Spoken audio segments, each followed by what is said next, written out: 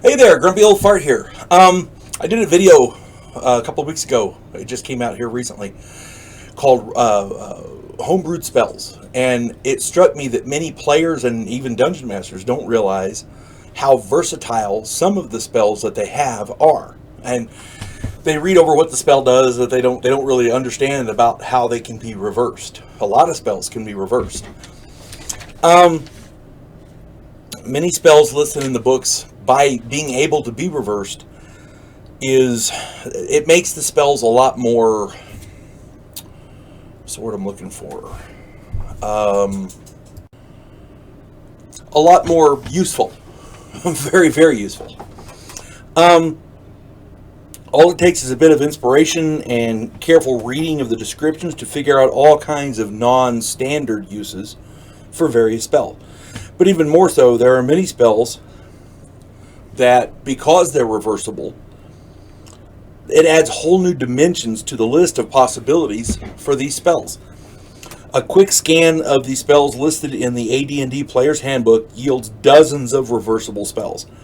Some of these are Bless, which can be turned into a curse; Create Water, which destroys water; Detect Evil, which makes an undetectable evil; Know Alignment, which becomes Obscure Alignment; Cure Disease, which becomes Cause Disease; Protection from Evil 10-foot radius is reversible to Protection from Good 10-foot radius; Transmute Rock to Mud becomes Transmute Mud to Rock, which can be quite useful.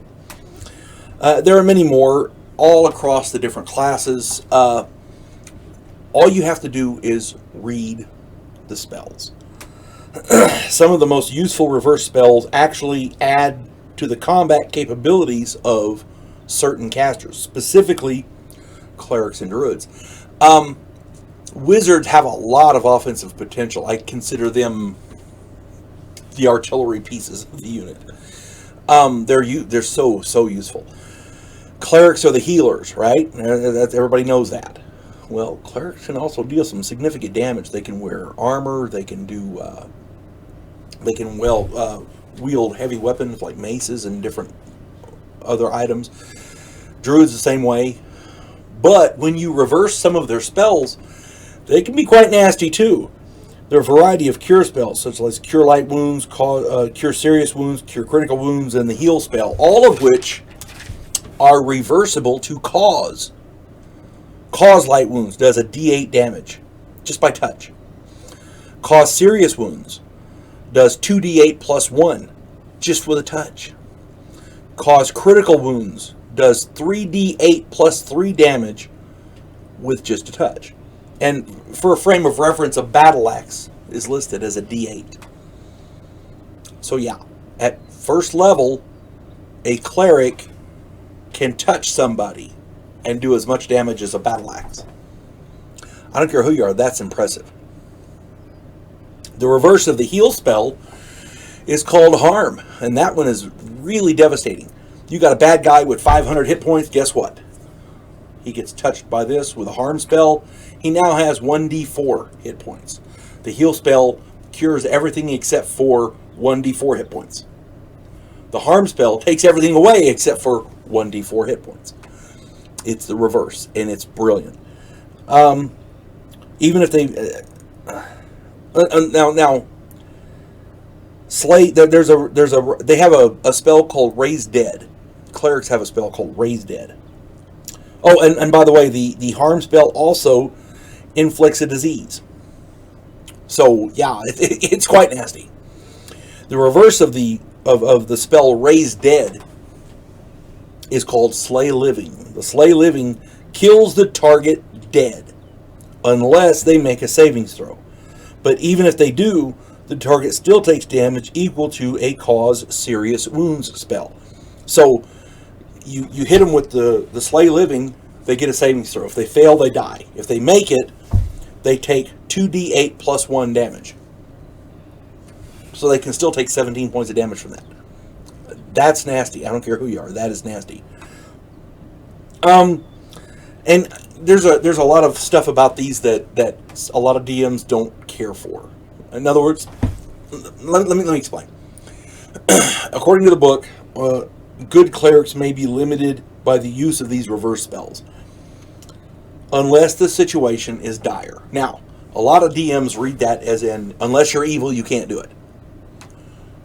That's a load of shit. My opinion, of course. If it's your game, you run it how you want. My contention, somebody with a power saw. My contention is, in a given situation, a cleric who is facing serious battle would probably take one of these reversed healing spells to make it a destructive spell. I can see that. And given the circumstances, obviously you don't want to use it on a helpless victim, and you don't want to use it unless it's necessary. But good clerics shouldn't be limited in that way. Here's my contention. Read the spells carefully. If a good cleric is running around causing harm on a bunch of different people with these spells for no reason, yeah, he's not a good cleric. Players have to play their alignment.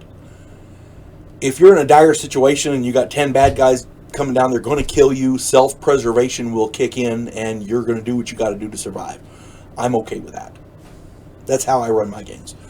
Again, that's just how I run my games. I'm not saying this is how you have to do it. My opinion is my opinion, and it's served me well in my gaming career. I started playing in the 70s. I started running Advanced Dungeons and Dragons in 1979. I've been playing a long time.